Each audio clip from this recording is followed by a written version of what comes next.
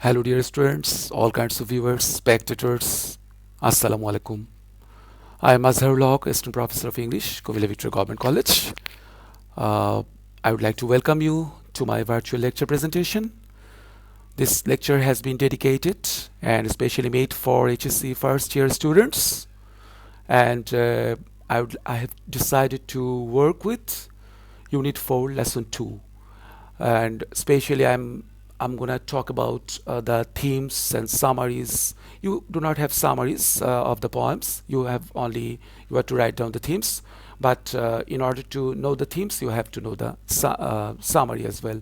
So, dear students, I would like to start discussing the poems which I have decided that I will discuss today. Unit 4, Lesson 2, and the name of the poem is Blow, Blow, Thou Winter Wind. So, dear students, please follow me until I finish. So, before I talk about the theme and summary, let's recite the whole poem. Blow, blow, thou winter wind, thou art not so unkind as man's ingratitude. Thy tooth is not so keen, because thou art not seen, although thy breath be rude. Hey ho, sing hey ho, unto the green holly. Most friendship is feigning, most loving mere folly. Then hey ho, the holly, the life is most jolly. Freech, freech, thou bitter sky, that dost not bite so nigh, as benefits forgot. Though thou the waters warp, thy sting is not so sharp, as friend remembered not. Hey ho, sing hey ho, unto the green holly. So this is the end of the poem. The poem is written by William Shakespeare and it has been taken from his famous romantic comedy As You Like It. And now I would like to talk about the summary of the poem first, a little bit of summary, and then I will go for the theme of the poem. So, what is the summary of the poem? Blow, Blow, the Winter Wind is a poem from Shakespeare's play As You Like It, as I've already mentioned. And the poem is an example of a type of figurative language called personification. That is, the writer has used some personified figures in order to embody the total feelings and total perspective of the poem. When writers personify, they give human characteristics to their subject. If you look carefully, dear students, in this poem or at this poem, you'll see that it's not actually about the winter wind at all. Shakespeare reveals his true meaning in the middle of the poem with the line, most friendship is feigning, most loving mere folly. He's saying that people are often not true to their friends or loved ones or beloveds, or that their friendship or love is not real and based on fakeness. He uses the idea of a winter wind, which could be painful, to communicate how much more painful the false love and friendship of a friend. So, when he says of the wind, thy tooth is not so keen, he means that the poem caused by the wind. In this case, the wind's is actually metaphorically used. The tooth of the wind can cause pain by biting, is not as hurtful as the emotional pain of the untrue friend or lover. So, this is the summary of the poem. Now let's go to the theme of the poem, which you will have to write it at your examination. Okay, the main theme of the poem is of this song is man's inhumanity towards other beings, other fellow beings actually. Man is so ungrateful and selfish that he doesn't care for those who were his close friends once. He doesn't remember them once his purpose is served or fulfilled. Winter is harsh, but the harshness of the winter's wind is not as bitter as man's ingratitude to man. So, what I would like to clarify is that friendship is completely a feigning or fake idea for some people. Love has been described as a complete foolishness or folly for some human beings. So, uh, actually, human beings can become more cruel, more harsher, much more, destructive to natural objects or other beings which are available in the forest.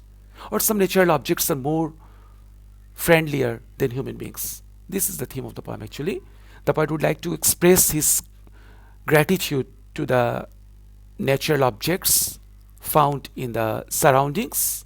He would like to say that nature has been a benevolent force, guides and gives us shelter, which is not given by the human beings at any cost. More often than not, he would like to tell us that human being is selfish and hypocrite, but the nature is not. Nature always actually, accepts and gives more than it wants. So this poem is a clear indication of man's ingratitude, selfishness, and hypocrisy against another human. Man can become cruel, harsher, hypocrite, ferocious in course of time once his purpose is served. But the nature doesn't do that. Nature is always very much helpful and welcoming to us. So this is the theme of the poem. Dear students, now I'm going to switch another poem of your syllabus, that is The Schoolboy, written by William Blake. This poem is also very important in your syllabus. It's a long poem actually. There are 6 stanzas in the poem. I'm not going to read the whole poem because I have time constraint.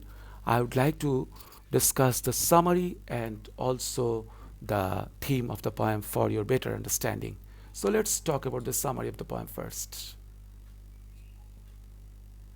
Summary of The Schoolboy. Actually, the poem is written by William Blake, one of the romantic precursors of the romantic revival poem. Very famous at his own time. He's actually called the trailblazer because he actually started, he paved the way for the romantic movement, but he's not a romantic poet. Let's go to the analysis and summary. Actually, The Schoolboy is a poem written by William Blake. This poem speaks of how a schoolboy absolutely loves summer, but he loathes the idea of going to class during it. That is, he doesn't like attending the classes. Once at school, the boy simply wishes he was at home and waits many an anxious hour for it to the end. He's basically saying that how can people be happy when they are always stuck somewhere they don't want to be? We should be doing something full of happiness and joy so that we can grow and blossom. This poem is written in 6 stanzas with 5 lines at each stanza. The rhyme scheme is A, B, A, B, B.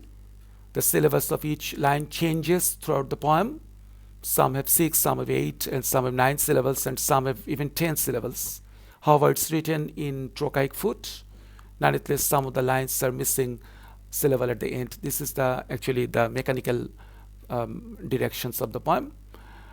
If you want to get the summary of the poem, the summary is actually the writer has given the description of a schoolboy who has become very much fed up with his own life and doesn't actually cope up with the routine-based school life that was prevailing at the time of Blake and his contemporaries.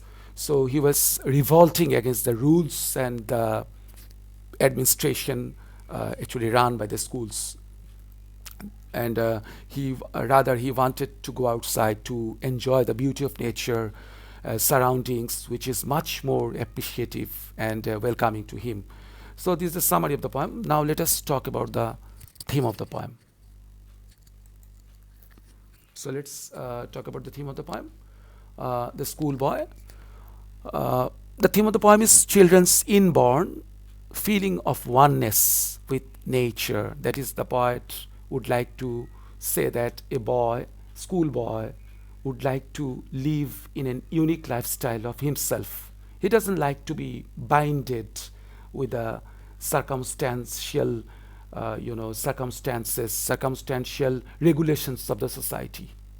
Another important theme of the poem is the negative sides of formal learning. It's very important because especially at that time, especially the time of William Blake, the formal learning was very much, rigid.